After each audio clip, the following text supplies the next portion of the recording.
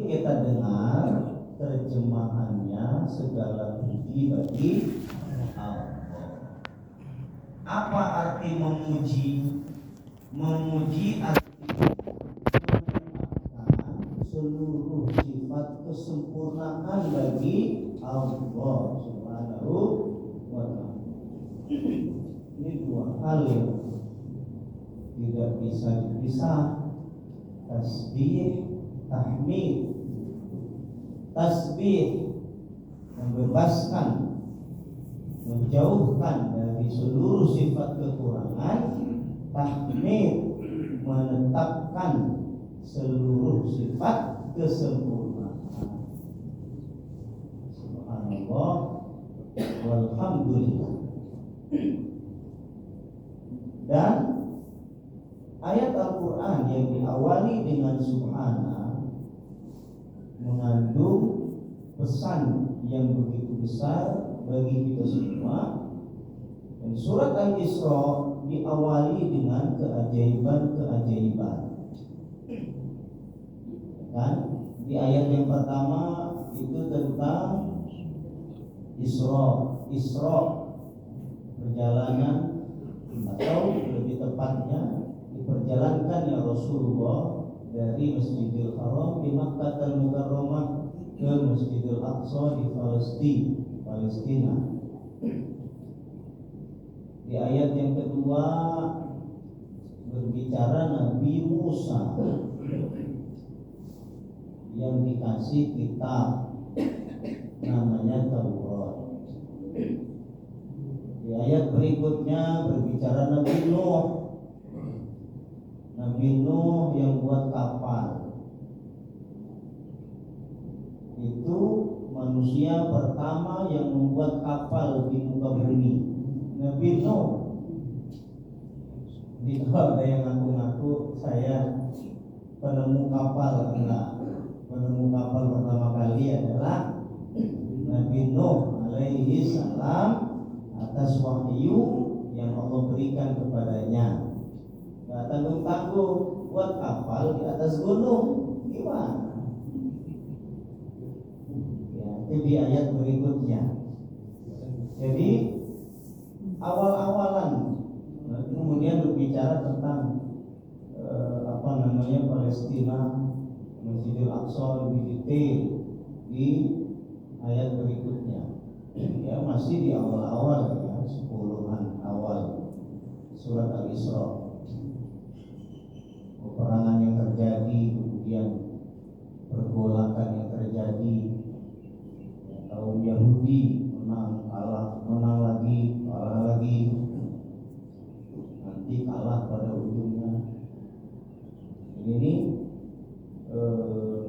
fenomena-fenomena atau masalah-masalah yang besar yang ada di surat Al-Isra. Dan di awal surat Al-Isra ini berbicara tentang Isra-nya Nabi SAW, maka dinisbatkan surat ini kepada ayat yang pertama, yaitu Al-Isra.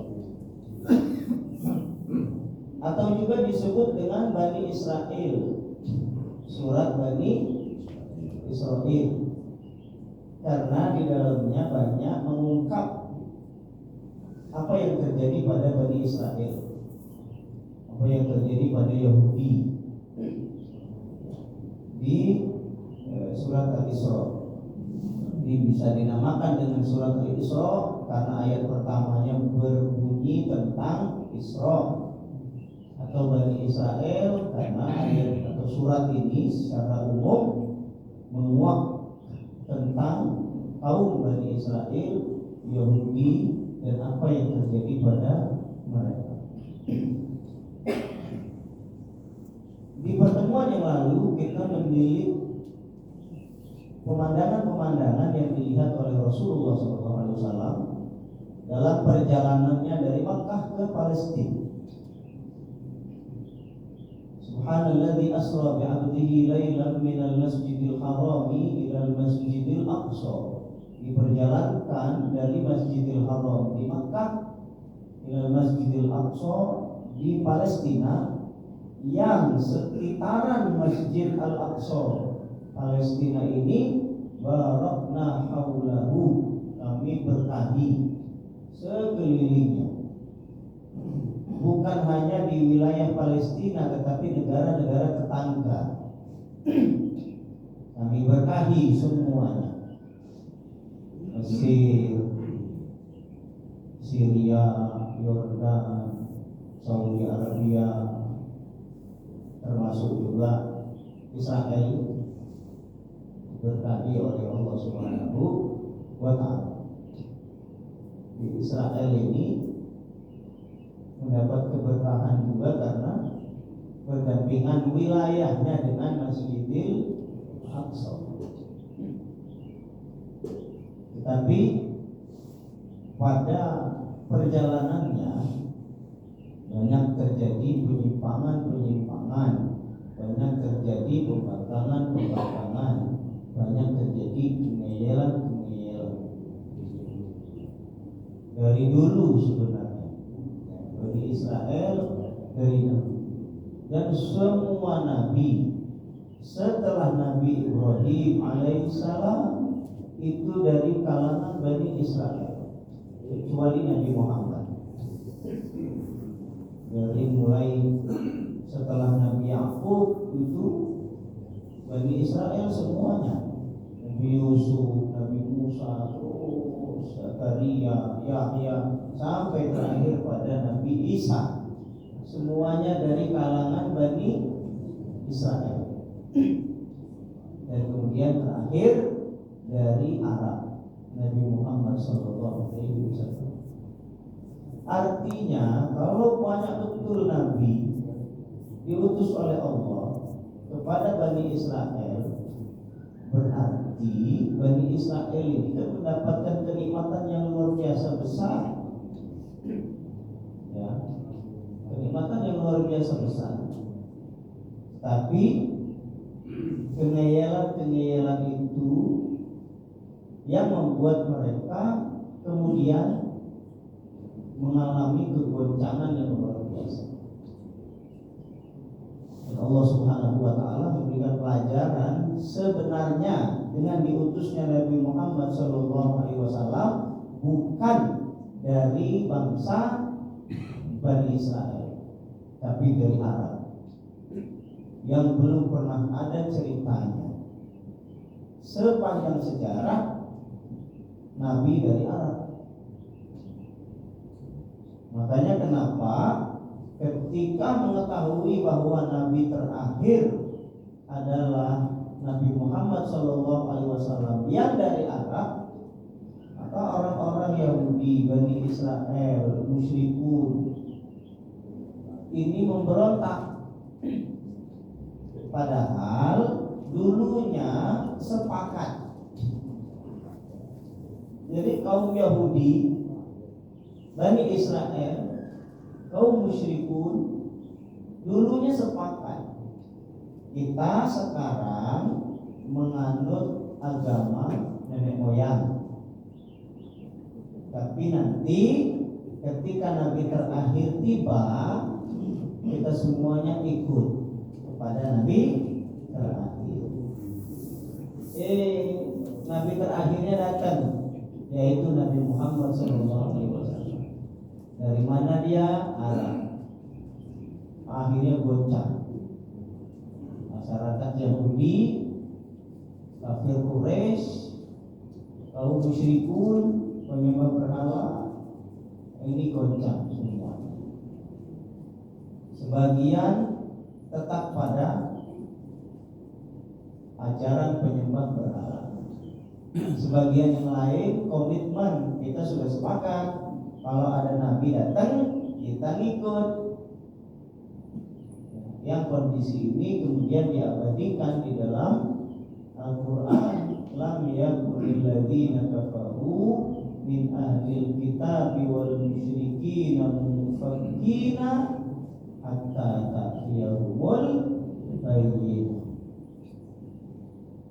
Jadi orang-orang kafir baik dari kalangan ahlul kitab, Kristiani dan Yahudi, dan para penyembah berhala sepakat Kita tetap pada agama yang ada sekarang sampai datang utusan hatta ta'tiyahumul bayyinah, sampai datang kepada mereka bukti. Bukti yang dimaksud di sini adalah datangnya utusan yatlu suhufam mutahharah, yang membaca lembaran-lembaran yang disucikan Al-Quran, yaitu Nabi Muhammad SAW. Ketika datang pecah, ada yang ikuti Nabi, komitmen dari awal, ada juga yang memberontak, membangkang, tidak mau ikut karena belum ada ceritanya Nabi itu dari Arab. Itu ceritanya. Kenapa nolak? Karena sepanjang sejarahnya Nabi itu dari kalangan Bani Israel. Linuriyahu min ayatina, agar kami memperlihatkan kepadanya, kepada Nabi Muhammad SAW, sebagian dari tanda-tanda kekuasaan kami. Allah perlihatkan pemandangan-pemandangan saat perjalanan dari Makkah ke Palestina, yang sebagian telah kita tilik pada pertemuan yang lalu. Ya, ada 4 yang sudah kita bahas di pertemuan yang lalu yang dilihat oleh Nabi Muhammad SAW. Yang pertama ada nandur, nanem, kemudian sorenya panen, pagi nanem, sorenya panen. Itu orang yang berjihad di jalan Allah Subhanahu wa Ta'ala. Yang kedua, ada orang yang kepalanya dipentung pakai batu gede, pecah kepalanya. Terus balik lagi, pentung lagi, balik lagi, pentung lagi, pecah lagi kepalanya. Dia kembali lagi utuh kepalanya, dipukul lagi. Begitu aja terus. Siapa orang itu? Orang yang model begitu itu adalah orang yang susah betul untuk sholat. Sini mah sergap sholat. Di sana susah. Apalagi subuh itu kan berat itu. Kepalanya berat betul karena dipentung, pening jadinya. Pentung batu gede, pening kepala, berat untuk datang ke masjid untuk sholat fardu. Ada yang ketiga, ada masyarakat yang pakaian depannya bolong, pakaian belakangnya bolong, depan belakang bolong, cuma camping, digeret, digiring seperti hewan ternak digiring. Makannya juga pahit-pahit, nggak enak, panas-panas, ya nggak bagus-bagus lah, bara-bara api. Jadi pemandangan yang dilihat ya. Siapa mereka itu? Mereka adalah orang-orang yang tidak menunaikan zakat.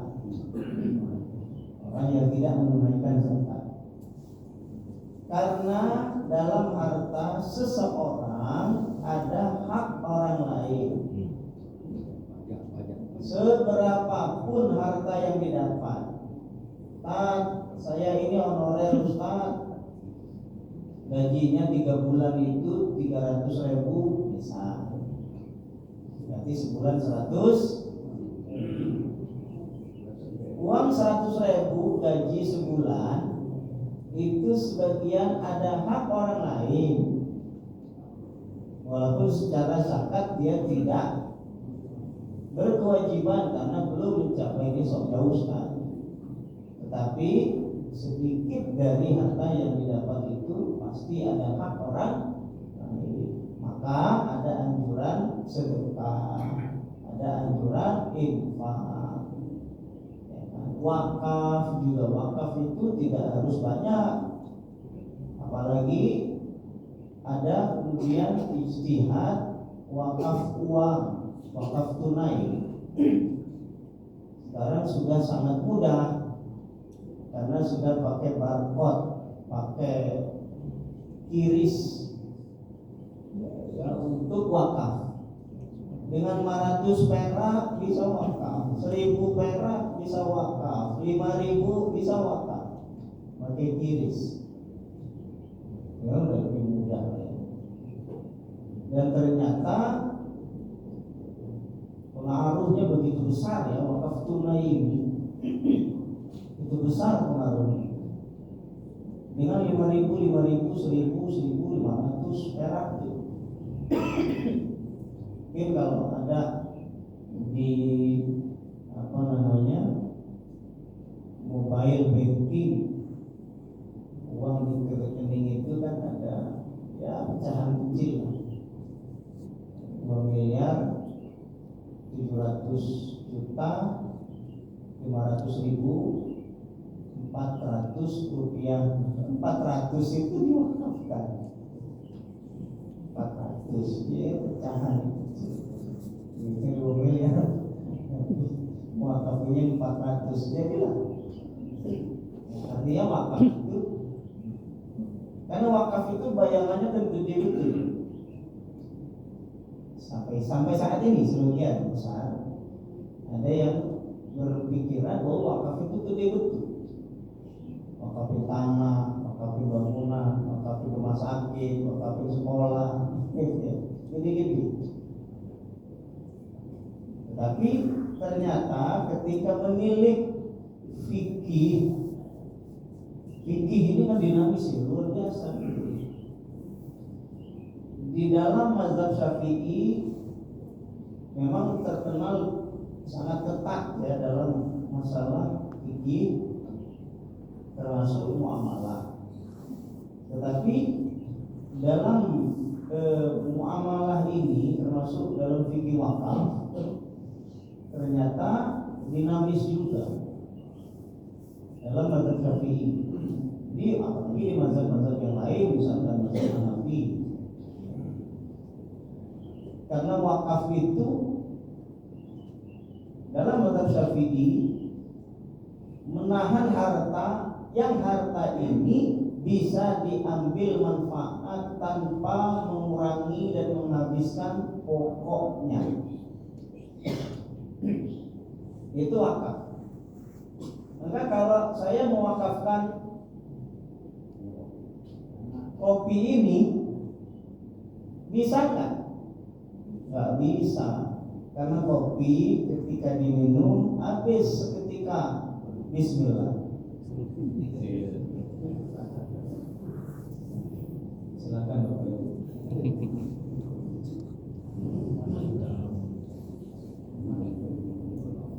Berkurang lumayan. Dan diminum lagi, kurang lagi. Dan diminum ketiga kali habis. Bisa wakaf kopi yang begini? Enggak. Tapi wakaf kebun kopi bisa. Bisa wakaf duren? Enggak. Kenapa? Karena buah duren sekali makan habis. Sementara wakaf itu harta yang tidak habis dimanfaatkan. Itu wakaf. Kalau yang habis dimanfaatkan masuk sedekah, gitu ya, infak, nafkah, itu kan habis dimanfaatkan. Jadi kayak zakat fitrah misalnya, kayak beras dimasak sehari habis. Dia masuk zakat fitrah, ya, tapi nggak bisa wakaf. Karena wakaf itu barang itu tidak habis, tetap walau dimanfaatkan. Maka wakaf duren nggak bisa, karena duren itu sekali makan habis. Apalagi cuma satu, 5 aja satu orang habis kan. Tapi wakaf kebun duren bisa. Durennya dimanfaatkan, diambil buahnya dimakan. Di kebunnya tetap, pohonnya tetap, dan tahun berikutnya akan berbuah lagi.